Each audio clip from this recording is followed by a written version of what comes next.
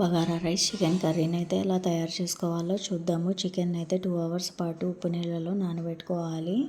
కావాల్సినవన్నీ కట్ చేసుకొని పక్కన పెట్టుకోవాలి. ఒక గిన్నెలోకి అయితే శుభ్రంగా కడుక్కున్న చికెన్ని, ఉల్లిపాయలు, అల్లం చిన్నులపాయల పేస్టు, టమాటాలు, పచ్చిమిరకాయలు, కొత్తిమీర, పుదీనా, కారం, ఉప్పు, చికెన్ మసాలా, గరం మసాలా వేసుకొని స్టవ్ మీద బాండీ పెట్టుకొని ధనియాలు, చెక్క, లవంగా, స్టార్ పువ్వు వేసుకొని త్వరగా వేయించుకొని మిక్సీ గిన్నెలోకి వేసుకొని గ్రైండ్ చేసుకొని పొడి చికెన్లోకి వేసుకొని అంతా బాగా మిక్స్ చేసుకోవాలి.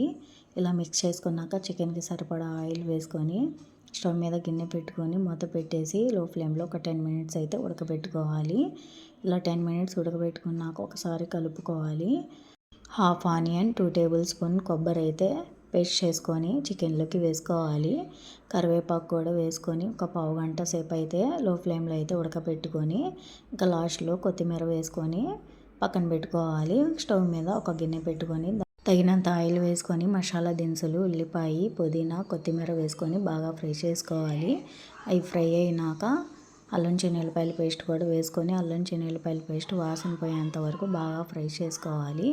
నేనైతే ఒక గ్లాసు బాస్మతి బియ్యం తీసుకున్నాను. 1.5 గ్లాసు అయితే వాటర్ పోసుకొని ఉప్పు వేసుకొని బాస్మతి బియ్యం వేసుకొని 2 టేబుల్ స్పూన్లు నెయ్యి వేసుకొని ఒక నిమ్మకాయ పిండుకొని ఒకసారి కలుపుకొని మూత పెట్టేసి ఒక 10 నిమిషాలు అయితే ఉడకబెట్టుకొని ఇంకొకసారి అయితే కలుపుకోవాలి. ఇలా ఉడికించుకోవాలి. ఇలా సర్వింగ్ ప్లేట్లో సర్వ్ చేసుకోవడమే. నేను వేసుకున్న డ్రెస్ లింక్ కమ్యూనిటీలో లింక్ ఇస్తాను, ఒకసారి చెక్ చేయండి.